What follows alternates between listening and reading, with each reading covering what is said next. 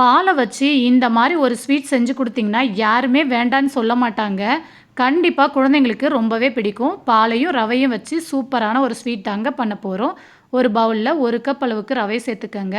1 cup அளவுக்கு காய்ச்சி ஆற வச்ச பால் சேர்த்து நல்லா மிக்ஸ் பண்ணிவிட்டு ஒரு 10 நிமிஷம் ஊற வச்சுக்கோங்க.